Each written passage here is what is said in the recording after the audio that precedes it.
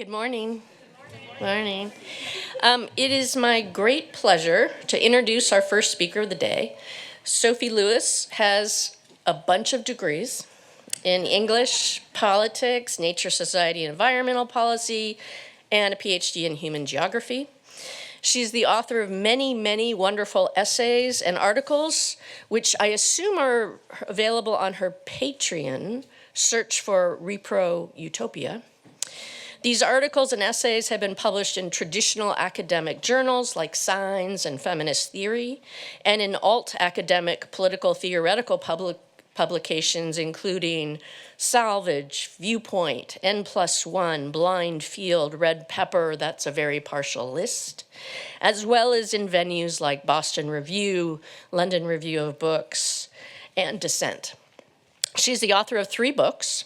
Her third book came out just last month, which I think she'll be speaking around and about today. Enemy Feminisms, TERFs, Policewomen, and Girl Bosses Against Liberation, published by Haymarket. Her second book, with Verso in 2022, is Abolish the Family, a Manifesto for Care and Liberation.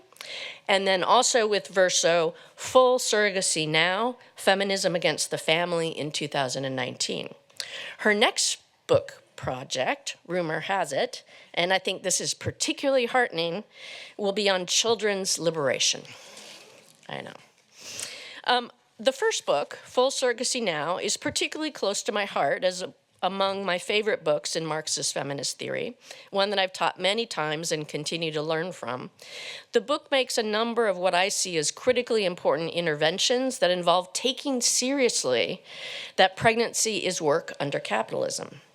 Sophie, as she explains it, doesn't let commercial surrogacy off the hook, but rather puts gestational labor on the hook by taking on the romanticization and idealization of fetal motherhood as the supposed non-work of producing one's own children. At the same time that she interrogates the conditions of both surrogate and non-surrogate labor, she also, as she describes it, seeks to, quote, squint towards a horizon of gestational communism, end quote, to the possibility for what she characterizes as open source and fully collaborative gestation. As that brief summary reveals, Sophie's feminist theorizing combines the ruthless criticism of everything a la Marx, and an unabashed utopianism, perhaps a la Shulamith Firestone's vision of cybernetic post-familial communism, or Donna Haraway's myth of the cyborg as a revolutionary collective subject in and against contemporary racial heteropatriarchal capitalism. What often grabs me about Sophie's ruthless critiques, the observations that are most likely to make me stop and reread a sentence, are those that, in a generous but nonetheless clear-eyed way, ask us to acknowledge our own complicities in that which we might wish simply to disavow. She does this not infrequently. But here's an example from her essay on the recent revival of the work of Andrea Dworkin titled Battlefield Ecstasies. In puzzling through the recent reappearance of Dworkin in feminist writing, Sophie invites us to consider how it might be that it's the misandry that lures us. Despite the fact, as she notes, quote, as a critical concept, misandry makes as much sense as the so-called anti-white racism, end quote, and that also luring us is the idea, perhaps equally suspect, quote, that Dworkin's analysis has had no influence on the culture, that she was silenced, end quote. Originally, this was my plan A. I thought I'd introduce Sophie as the amazing writer she is by sharing a few of her best sentences. The problem was when I went through that essay, Battlefield Ecstasies, with a highlighter to pick out a few sentences, I ended up highlighting most of them. So to continue with plan B, as I said, what's most impressive to me is the way that Sophie manages to bring together this kind of penetrating critique with a deep respect for the power of utopian anticipation and provocation. Consider the final sentence of Battlefield Ecstasy. Quote, we owe it to the world to become undespairing partisans of pleasureful danger, trauma-informed designers of lush promiscuities, and weavers of safer toeholds in the matrix of the present, where we might glimpse the freak-friendly society of the future, end quote. This isn't a moralizing utopianism. It's not a prescription that we should want X or we shouldn't desire Y. Instead, I'd characterize Sophie's utopianism as a lovely example of Miguel Abansur's description of the very essence of utopian thinking, namely what he calls the education of desire. According to E.P. Thompson's famous reading of this notion of the education of desire, Abansur doesn't mean that utopian perspectives and incitements tell us what to desire, that they give our desires proper objects. Rather, utopian thinking educates the process, the activity, the faculty of desiring itself. That at their best, utopias, and I think this includes mere glimmers or glimpses of them, can, quote, and this is Abansur, or E.P. Thompson's version of it, quote, teach desire to desire better, to desire more, and above all, to desire in a different way, end quote. This is how I would describe what Sophie Lewis's feminist theory offers us. Not just both, but simultaneously astute critiques of the present and opportunities for the education of our political desires for better futures. Please join me in welcoming Sophie Lewis.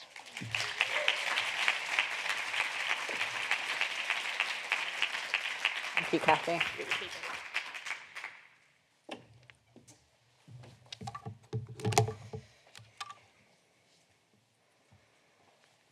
Bloody hell. Imagine being introduced like that by Kathy Weeks. Hello. Well, as Kathy said, these are the books I'm responsible for so far. And here are my contact details in case you want to send me amusing TikToks or nudes, or in case, like some people who I assume are being solicitous of me from an anti-work perspective and have my own good top of mind, would like to attempt to relieve me of my job, despite the fact that I do not really have one to be relieved from.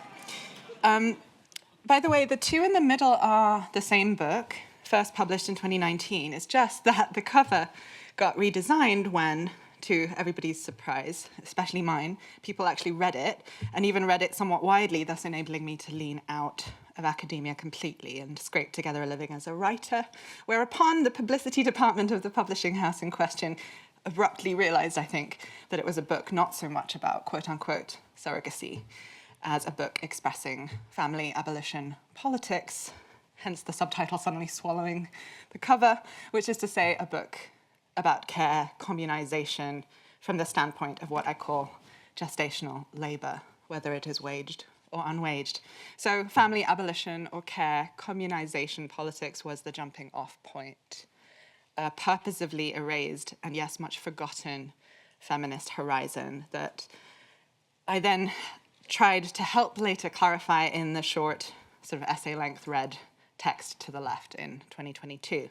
So feminism, well, specifically the feminism I espouse in my very bones, is the real movement of care communization. It is the insurgency against the private nuclear household from both within and without, against and beyond the family, that is to say, this organized scarcity machine where capitalist gender is made.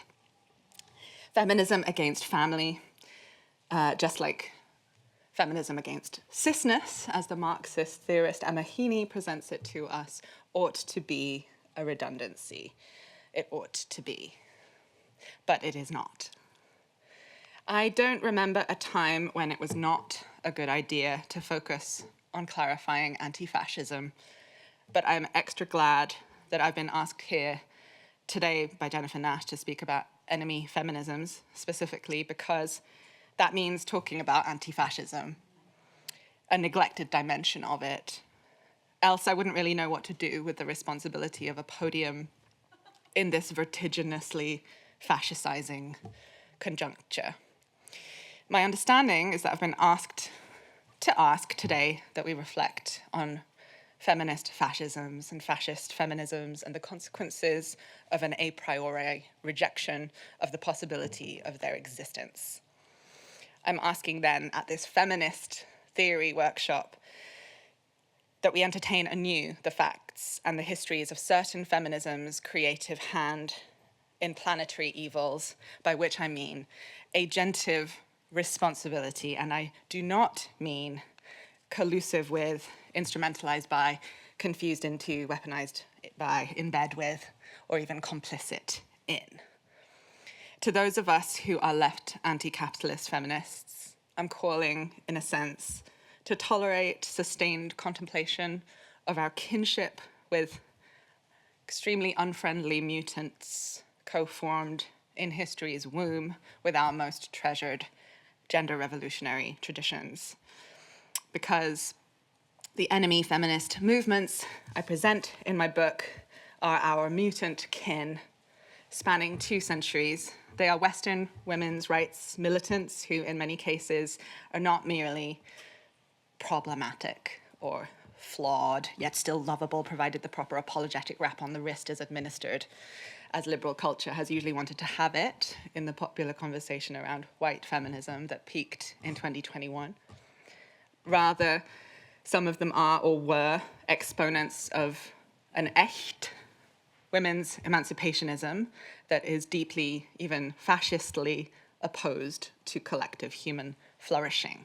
Ergo, this very much isn't about saying, oh dear, and then adding intersections and expanding the tent. Let's precisely not expand that tent. So let me say at once, liberal girl bosses are not identical to white nationalist feminists. Clearly, in including some individual stories, there are individual stories in this book, as part of this theorization of intra-feminist enmity. I do, however, lay myself open to certain charges, I think, or misapprehensions of the kind whereby, for example, the project is, quote unquote, judgmentally transposing the tastes of Sophie Lewis, feminism judge, onto a new Overton window of acceptable feminism, or where it represents merely a category-oriented taxonomical endeavor, or one that is motivated, perhaps, by a similar purgative impulse as the purifying drives that I diagnose within my ideological archetypes. My suspicion is that these kinds of accusations that I'm, for some reason here, raising against myself, are impossible to dodge entirely when venturing what Alexis Shotwell calls claiming bad kin, where bad might mean genocidal, and kin might mean kindred enemy, and claiming might mean being willing to punch in the face, even as one acknowledges common DNA, to use a rather biologistic metaphor, and refuses to disavow shared legacies bequeathed.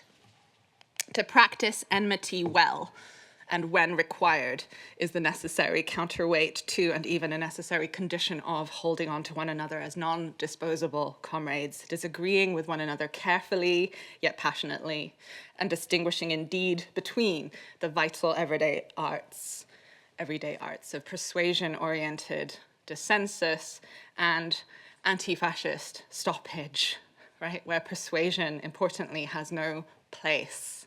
This is not to say that those who do the stopping those who do the stopping are somehow pure, or that they think of themselves as pure, or for that matter, unmoved by the seductions of fascist logics. In order to effectively say stop somewhere, in fact, I think a willingness to face one's own impurity and seducedness is probably indispensable. Let me repeat the gist of this again for the liberals at the back. Effective anti-fascism does not reason or fact-check, and does not move from or toward purity, but rather entails the collective, repeated drawing of self-consciously contingent lines that one then also, crucially, collectively holds. Maybe those are the only borders I'm certain humans actually need. the anti-fascist firewalls. We determine the placement of these markings. We wrestle imperfectly into definition on the sand again and again and again. So as to say, beyond here, sister, comradely disagreement becomes enmity. Here are lines we have committed to defending, no matter how feminist or familiar the individuals pitting themselves on the other side of that barricade. You may deny it, but you're taking a stand.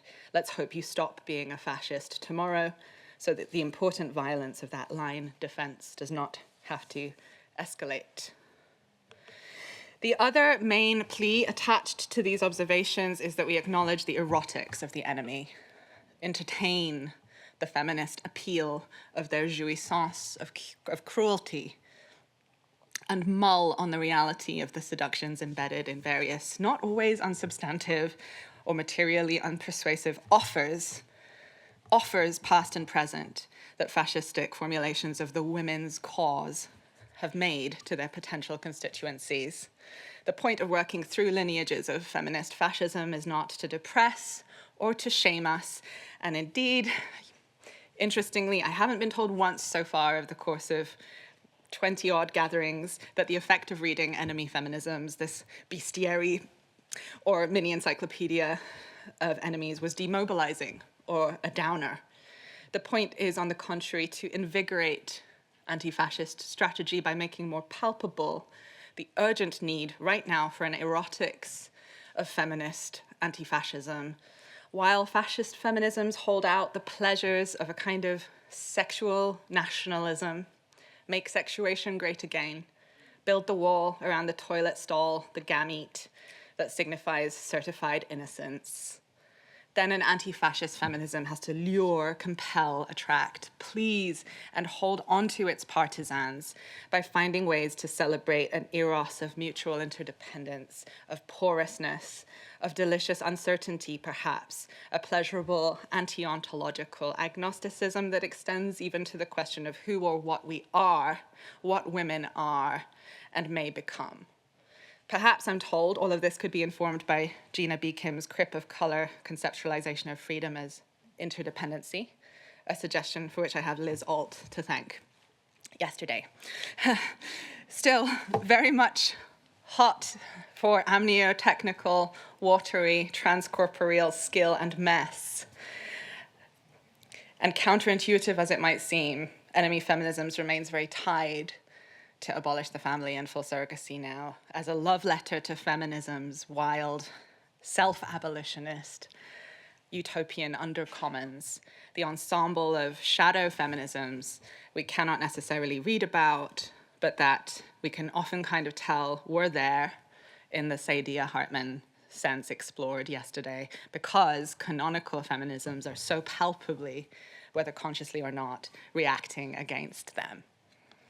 So let me back up and walk through. Can you imagine a slide like this at the Feminist Theory Workshop? I'm doing it. The deceptively basic and modest gesture of this project, feminism, I submit, is any woman-led vindication of women against some form of named patriarchy, the bargain basement definition, but I think you need woman-led vindication of women against some form of named patriarchy in order to exclude trad wives, for example, while catching femo-nationalists, cop feminists, and girl bosses. For some feminists, feminism means changing literally everything about the world. And for others, it means changing almost nothing. My chosen feminism, as I've said, begins insofar as it has a beginning, and as a Haraway-pilled 16-year-old, I'm very skeptical of origin stories, in the struggle to universalize and exalt the labor of life-making, or in other words, to figure out what anti-work means in the context of care. However, sometimes a feminist is a feminist even though she dedicates her time to the dispossession and ostracism of a group of women. Female anti-feminism and right-wing feminism overlap and loop into one another in dizzying ways, yet they are distinct phenomena, contrary to most establishment liberal feminist views on the matter. Both exist in the West. The first category is relatively well established. To evidence it, one can point to the repetition of a large female mandate for the rapist in chief currently occupying the US presidency. Available data suggests that fully 46% of women voters in the most recent election voted MAGA, which is up 7 percentage points from Trump round one. Okay, no one here doesn't know this. Women are often at the forefront of anti-feminism. Great, moving right along. When it comes to pinpointing a feminism on the right, however, there is no consensus. Why is it still controversial, though? Systems of white supremacy and imperial capitalism shaped the birth of European feminism, often molding them ideologically. How could they not have? Somehow still, whenever anti-trans or nativist or anti-abortion figures of the Euro-American moderate and far right self-designate as feminists, they're routinely received by others as insincere, invalid, or prima facie impossible. The right-wing Heritage Foundation-funded group Women's Liberation Front is one case in point. You can't have a right-wing feminist, says Britain's leading lesbian feminist Guardian columnist of several decades, emblematizing this view even as she spearheads the assault on trans lives.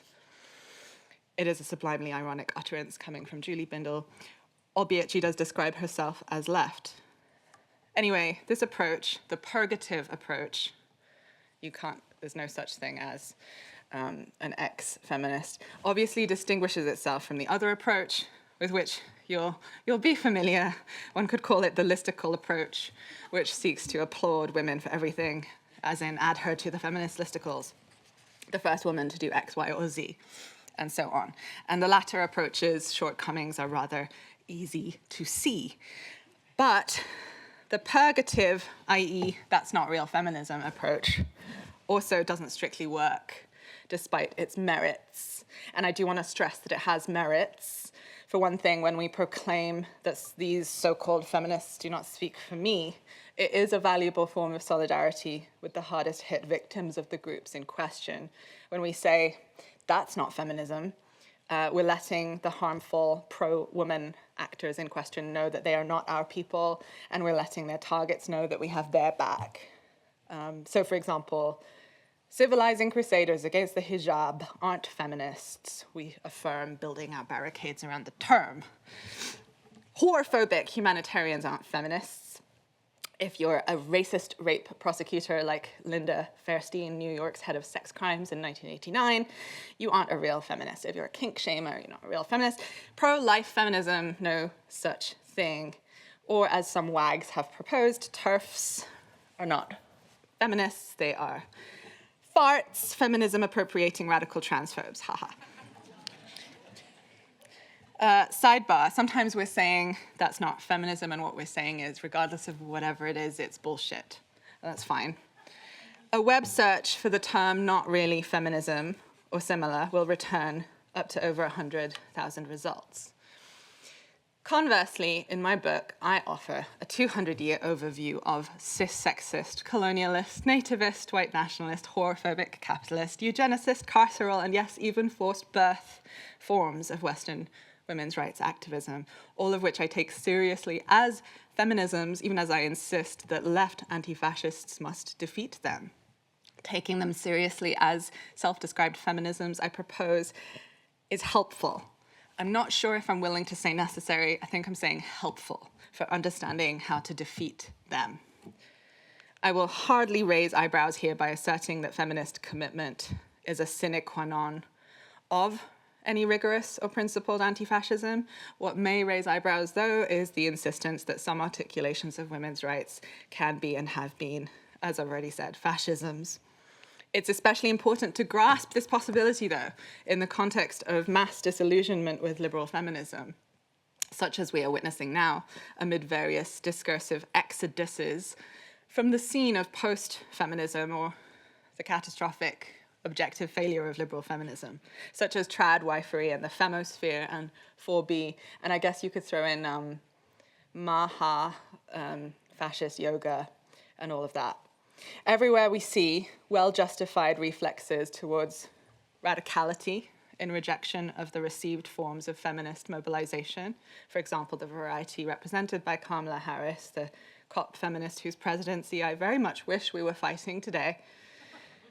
I theorize many of these feminist reflexes through history in my book in terms of a feminism of fools, analogous to the left anti-Semitism, the socialism of fools that communists in the 19th century diagnosed as a truncated anti-capitalism, a foreshortened materialism, bad materialism. So if you want, you can ask me about the lost title, The Feminism of Fools, if you're interested in the Q&A.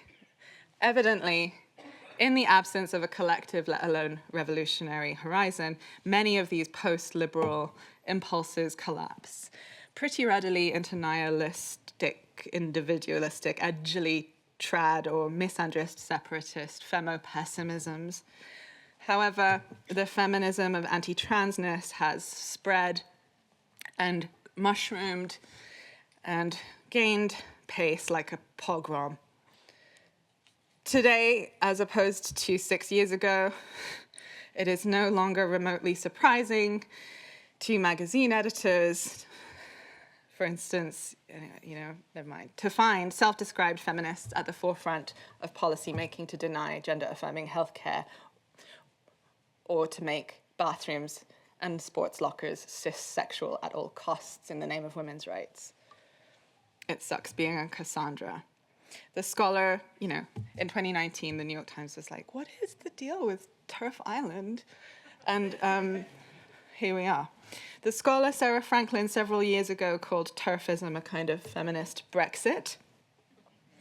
And the Marxist theorist Alexander Stoffel has more recently grappled with trans-exclusionary feminism as a form of nationalism. In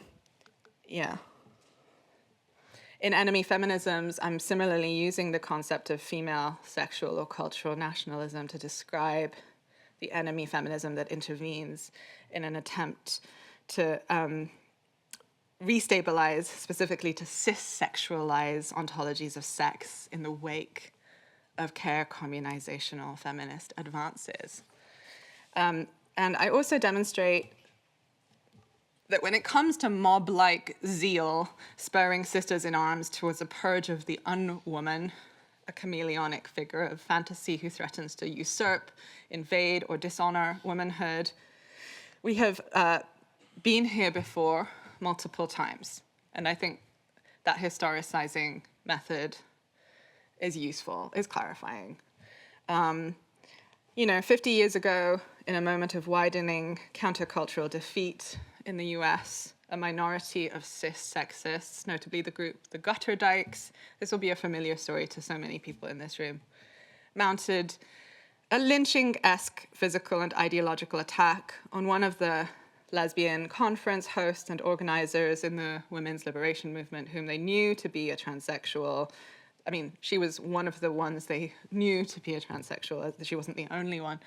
A woman by the name of Beth Elliott, whom they charged with, quote unquote, invading and draining our lesbian community, unquote.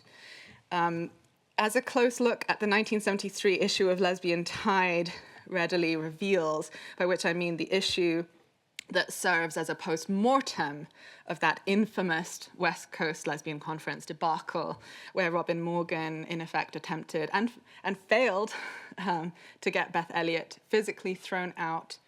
Anti-trans feminism was not remotely native to radical feminism. I don't know why we keep stripping ourselves of ancestors by insisting that the quote-unquote second wave sucked so much.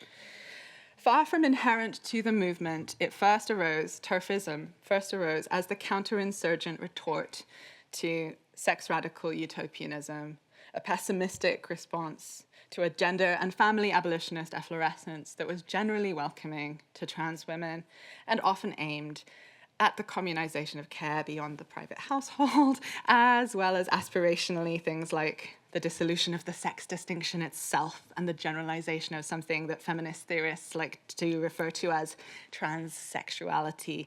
In the case of the trans femme Mario Mieli and the appetitive heterosexual Shulamith Firestone, this seems to have meant gender abundance, letting 1,000 genders bloom. drawing on, oh yeah, so let me just saying, if you actually read the post-mortem, it's really clear that everybody hated what Robin Morgan did. They do print her keynote, but they print it in a really tiny font, and almost every single other entry in the issue is saying, wow, that was some Nazi shit, which is not really how the story has somehow been told, even by our side. So I think it's a useful thing to go and look at.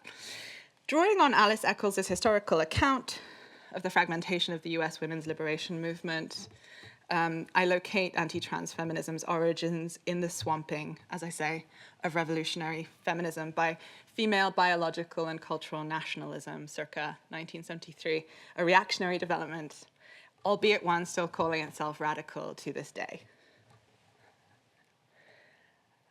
Yeah, please forgive the whiplash of this whistle-stop approach. I'm swallowing all of my ad-libs that I want to add here. We can also look back further to see continuities between today's feminist purge of the unwoman and feminist historical forerunners. So this was 1973, but over 100 years ago, the modern feminist project of, I skipped a slide, of women's policing took off in the Anglophone world as a uniformed team adventure in anti-communist, anti-Semitic, anti-vice vigilantism linked to a fictional, I think historians are basically agreed, fictional, literally, sex trafficking panic about so-called white slavery that was itself a backlash against feminist advances. At the Drift, in the context of the maternalist iconography in the cop versus the felon presidential campaign, I profiled one of the early 20th century pioneers of this cop feminism in the Anglophone world, namely the lesbian radical and ex-suffragette militant Mary Sophia Allen, who was a passionate devotee of Mussolini and later Hitler and a buddy of Franco's.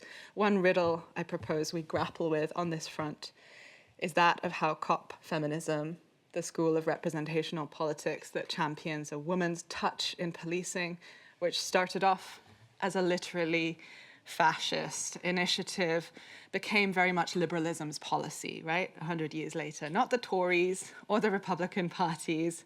More women cops, as we know it, has very much become liberalism's counterinsurgent retort to the demand from the streets to abolish the police. It's not the political rights retort, is it? Although perhaps that might change. Okay, I want us to remember, or I guess I want to remind you, that most veteran European suffragists were disillusioned with liberal democracy in the interwar period. While many turned to socialism and communism, one radical feminist think tank, self-described radical feminist think tank in the UK, designated the soon-to-be black shirt leader, Sir Oswald Mosley, the top member of parliament for feminism, twice. What should we make of the fact that the votes for women, paramilitary, and cult of personality in the UK, the WSPU, led by Mrs. Emmeline Pankhurst, bombed and burned the shit out of Britain between 1909 and 1913 with nitroglycerin bombs and incendiary devices, with many of the WSPU suffragettes, primary bombing and arson coordinators, going on after the Great War to take a bizarrely short step from quote-unquote terrorism into vigilante law enforcement, wartime statecraft, and cheerleading, patriotic Army Reserve war volunteerism. Did they teach anyone here in school that the suffragettes bombed, Britain to the same tune as the IRA did in 1939? Because they taught me that they broke a few windows. And I'm not opposed to bombing. It's just that I think it's interesting how it doesn't get discussed as part of the way that votes were won in Britain for certain property-owning 30-plus women. So in the 1930s, several British ex-suffragettes, by which I mean the WSPU. When I say suffragettes, I'm being specific. It's the WSPU. I know that terrible musical recently confused this issue, but historians say suffragette to mean WSPU, and there were obviously many other left suffragist organizations, lefter, as it left at all suffragist organizations in the UK at that time. So many suffragettes came to take the view. I say many, and I have got the receipts for that, despite the liberal historiography that says it was only 3. They came to take the view that, quote unquote, fascism will complete the work begun by the militant women from 1906 to 1914. That I think is a reference to the bombing campaign, that date segment. Okay, I told you it was going to be drive-by. Meanwhile, in the US, leaders and spokeswomen for the Ku Klux Klan had similarly aligned themselves with the radical fringe of the feminist movement in the 20s. The radical fringe of the feminist movement, by supporting the Equal Rights Amendment when it was first introduced, just as they had supported the 19th Amendment, right?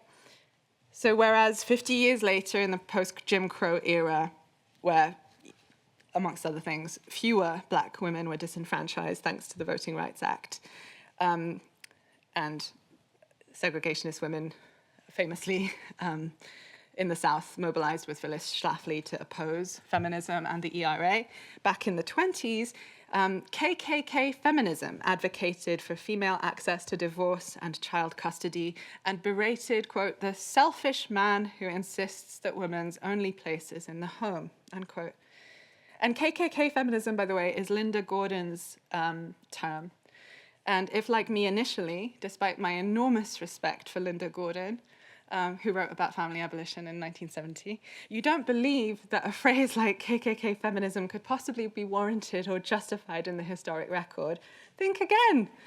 The first woman to be ordained a bishop in the US, Alma White, was a fearsome misandrist and a zealous expounder of Elizabeth Cady Stanton's thought, as well as being one of the main reasons why the KKK exploded as it did during the 20s. The KKK was going to be, like the British Union of Fascists was in the UK for those crossovers, the vehicle of the feminist revolution's final victory. On both sides of the Atlantic, women imagined to be dysgenic became targets of feminist annihilation fantasies. So I'm crudely using these most eye-popping examples to make a rather simple point, extremely simple point. Clearly, these race hierarchized visions of sexed emancipation for non-sex working, respectable, white, cis women only were fascistic. They said they were fascistic, it's on the tin. But if they were not really feminism, then neither was the thought of Mary Wollstonecraft or Susan B. Anthony, right? We can eject the black shirts and the Klanswomen if you want, I'd love to, on the basis that real feminism has to be anti-racist and anti-fascist and so on.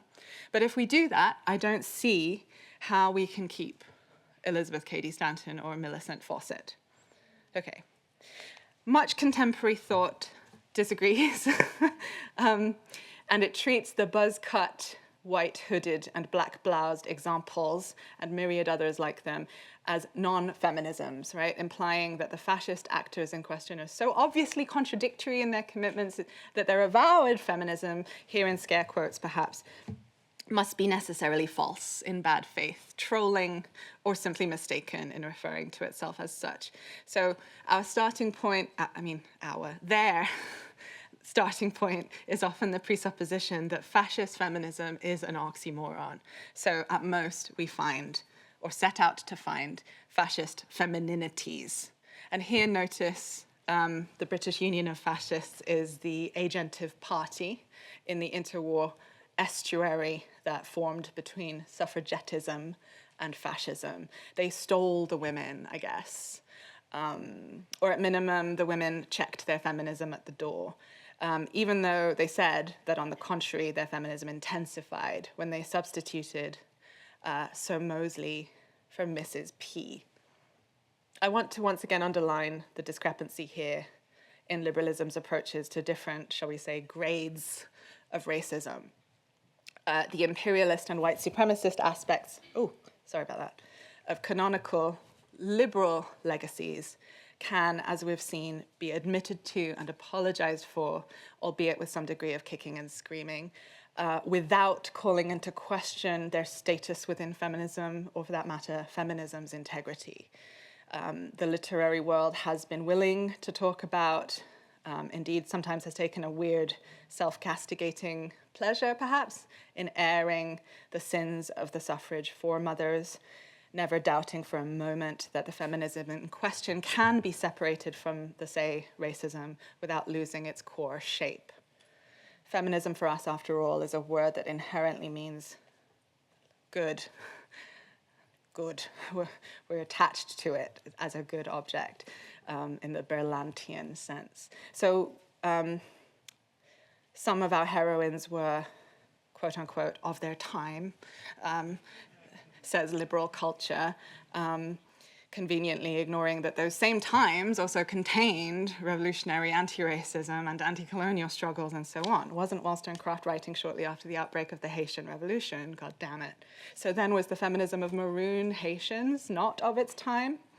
Anyway, I understand, profoundly understand, the impulse to attack critiques of feminism. I know it can be upsetting to sit with the proposition. I mean, if you're attached in the way that I just modeled, right? If you were privy to a white European girlhood of like mine, where you literally learned the song from the Mary Poppins Disney movie by heart, and we're really soldiers in petticoats. I'm so grateful for the suffragettes. I mean, yeah. I'm not trying to just like mock that. I mean, I guess I just did, but it's a powerful thing, isn't it? I know the whole song still to this day. I think I was a feminist age 4, singing along to the Queen of the Night in the Mozart opera, The Magic Flute, because my dad was really mad that I was into the Queen, who's the baddie. Anyway, it can be upsetting to sit with the proposition that feminisms have been deadly to indigenous lifeways, knowingly dangerous to sex workers, and even, weird as it may sound, misogynistic and patriarchal, right? Many feminist forms of, this is a strange phrase, feminist forms of patriarchy today are laundering their misogyny through transmisogyny, right? It can be tough to get one's head around Western feminism's role in the counter-revolutionary logic of cisness, a modern notion which has harmed all of us and all women by naturalizing sex and bifurcating and hierarchizing us in relation to maternal potential, very narrowly defined. The temptation is strong to immediately say, at least, okay, but feminists clearly aren't the main culprits here. What about anti-feminists? Much, much bigger role. Yet the valid objections embedded in that still don't justify institutionalized avoidance of the topic, surely. If these oppressors are such a minor strand in human history, what's wrong with getting to the bottom of their oppressing?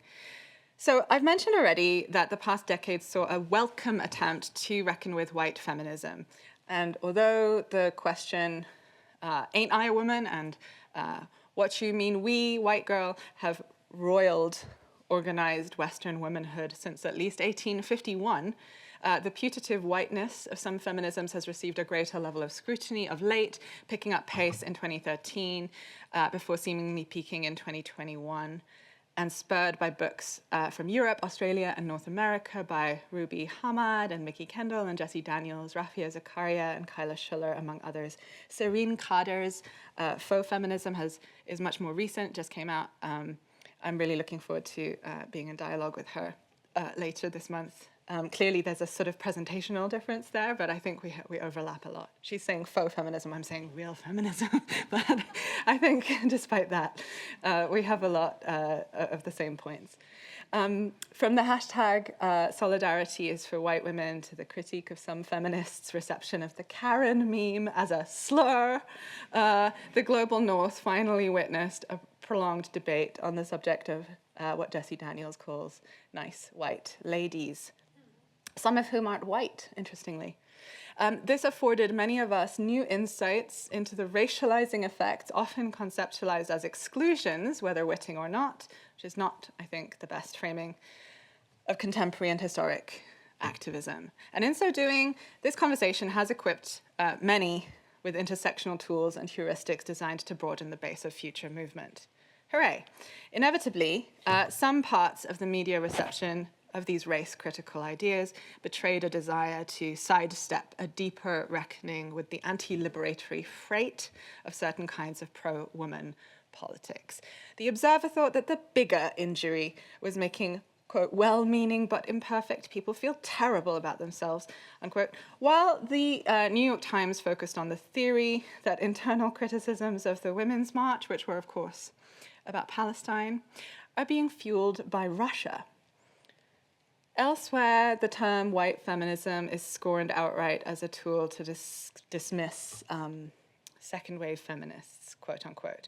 So confronting complicities is hard. It is easier to enact a hasty gesture of condemnation vis-a-vis these regrettable feminist moments and then perform a blanket gesture of premature recuperation.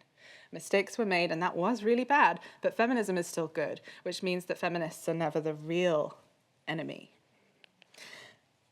But the feminism of cisness has been the enemy of family abolitionist feminism for roughly 2 centuries, in the sense that cisness, as the naturalization of sex, also subtends the colonial, racializing functions capitalism mobilizes in order to privatize care. Cisness, writes Emma Heaney, is feminism's counter-revolution. It affords the usually white bourgeois women conscripted into its sphere the pleasures of machismo and masculine priority, if wanted, without the punishments of transphobia. So if you think of someone like Marjorie Taylor Greene, which is Emma's example, femme-phobically attacking Jasmine Crockett over her eyelashes, this is something we can only really understand, she says, through cisness. Or you could think of Ashley Babbitt, who is that? It's the same kind of one of the guys kind of subjectivity that is not punished because cisness affords this masculine priority to some women. Of course, it may not comfort us in the face of the brutalities co-enabled and unleashed by turfism to reflect that the national feminist or sex nationalist counter-revolution within feminism will, in some sense, necessarily fail and will ultimately no more be able to purge women's ranks of trans people than British nativists were able over the last few years to sever their island and their body politics from the flows and leakages of the rest of the world, or continental Europe. But in my view, there is a hope today for the renewal, at least a renewal that includes Western feminists, of an internationalist feminism against cisness. And that's in part because the absurdity of cis feminist fascist innocence is being exposed and made visible and perhaps, inshallah, stretched to breaking point amid the global campaign of Zionist feminism that accompanied the acceleration of genocide in Palestine post-October 7th, 2023. I forgot to put this on the slide, but I wrote an essay on the 19th century origins and evolution of Zionist feminism. And the title of that, if you're interested, is Some of My Best Enemies Are Feminists. I'm proud of that one, so I wanted to mention it. And as I concluded here, reflexive denial of the possibility of feminist harms has lately been forced to double down to an unprecedented degree, straining ludicrously in the face of the blatancy of now debunked Hasbarist lies attempting to bludgeon feminists into support for genocide.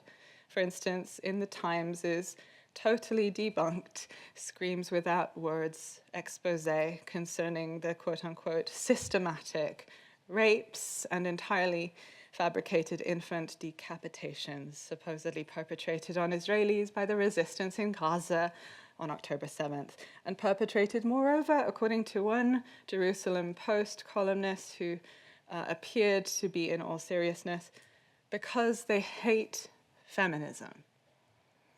Concomitantly with this collapse in Zionist feminist credibility, we have witnessed an anti-Zionist feminist efflorescence in the heartlands of empire, nourished on Turtle Island by groups like the Palestinian Feminist Collective, a group whose anti-patriarchy organizing and theorizing begins but does not stop at opposing the occupying state.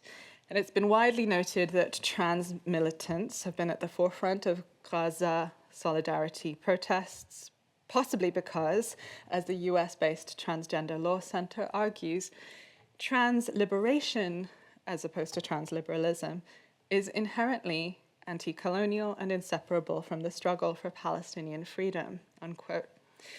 And feminist activists all over the world have been radicalized against what noted feminist Benjamin Netanyahu has presented as a feminist Holocaust. In fact, if not directly by Palestinian feminists' analysis of the sexual and gender characteristics of settler colonialism, I'm thinking of theorists like Sarah Ihmoud and Eman Khanayem and Tara Alami and others, then radicalized by the unholy spectacle of the reproductive genocide itself, compounded again by hegemonic media organs in the heart of the world's biggest arms exporter, repeating the genocidaires' core falsehoods wholesale in a pretty classic femo-nationalist bid to align the interests of womanhood with the goal of eliminating the native in Gaza. Racism is so often, after all, a patriarchal form of feminism. And no doubt, Anglo-American prestige media stenographers will attempt to keep burnishing the image of the Israeli military via puff pieces on military machine gun-wielding, quote-unquote, Zionesses, these lionesses of the desert, who so vividly embody the seduction of gendered settler colonial power, qua rape revenge, in the anti-white slavery mode. However, their credibility is hurt, perhaps irretrievably so, and an optimistic reading of available signs points to the possibility that grassroots anti-colonial feminism can be on the ascendant.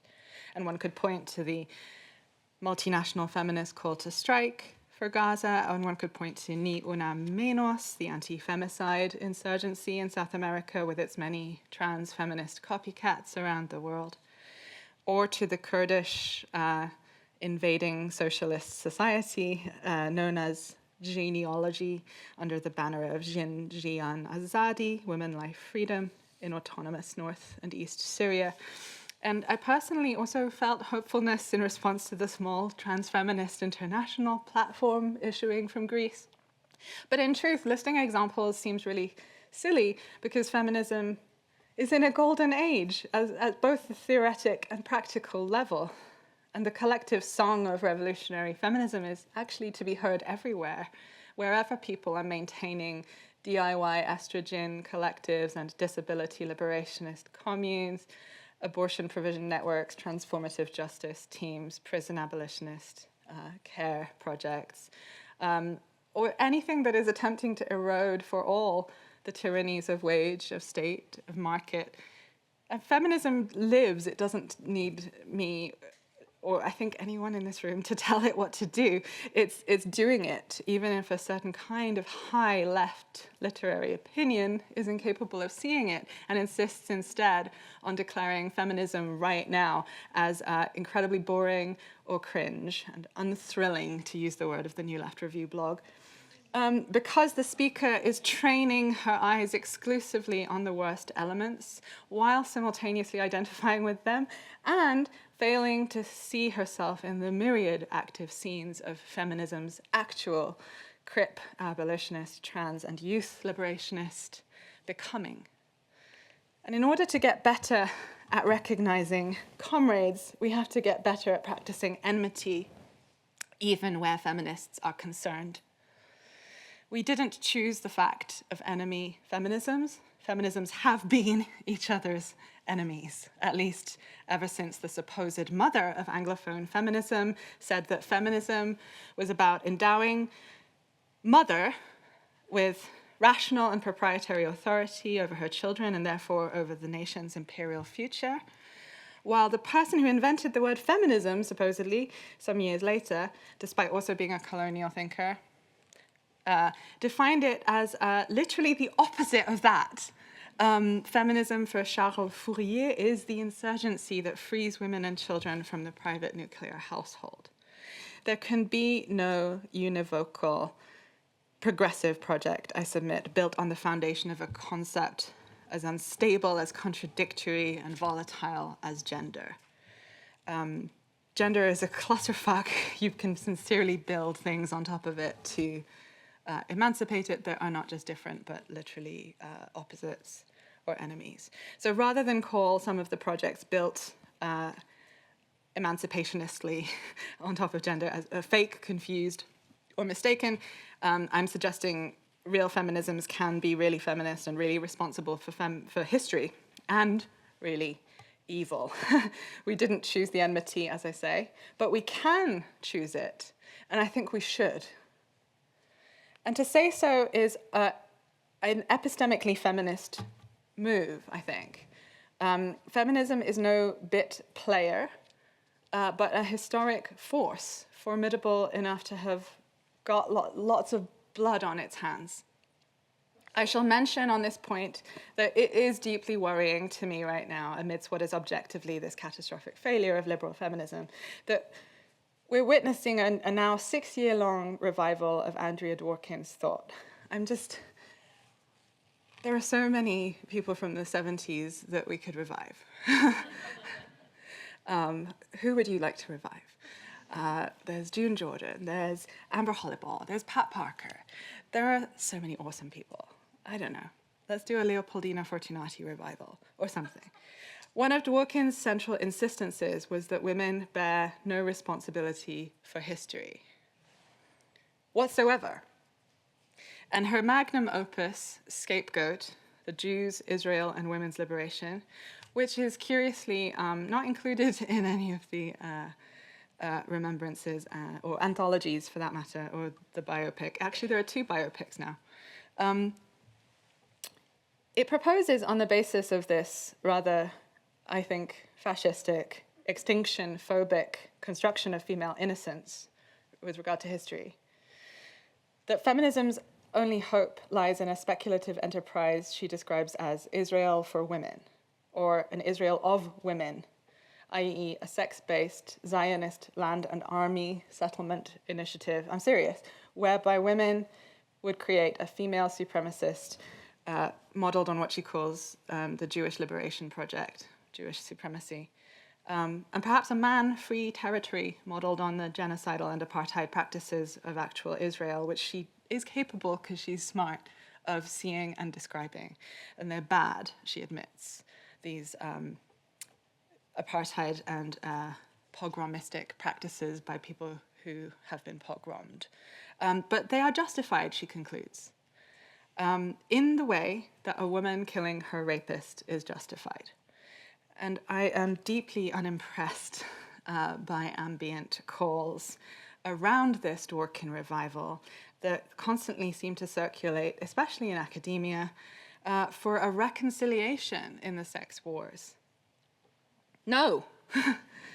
Swallowing our bitter medicine means recognizing that it is only through fighting it out that the yet undefeated sex radical camp, will make the enmity obsolete. But the good news is that as anti-fascist feminists, we are far from ancestorless. And when we shake off the confusion, the hesitation, and the general disarmed demobilization of our attachment to feminism qua good object, then I contend it becomes possible to breathe and laugh again in the interesting and sensuous slimes of feminism, enjoying feminist praxis and struggle, perhaps precisely because we understand that there is no such thing as the side of women. There never was. And in fact, there are only the lines of affinity and solidarity that we draw moment to moment, even as we unbuild walls, drawing and redrawing lines and crucially holding them, such that the forces of libidinized cruelty, feminist and otherwise, cannot pass. Not because we think ourselves flawless, far from it, nor even simply because we feel bound by ethical duty, but hopefully also because we feel pulled, dare I say erotically, towards the vertiginous challenge and the inevitable mess of sharing the labors of life-making between all of us, aroused by the task of losing our ontologies and keeping ourselves porous, cyborg, xeno-hospitable, and future-bound. Thank you.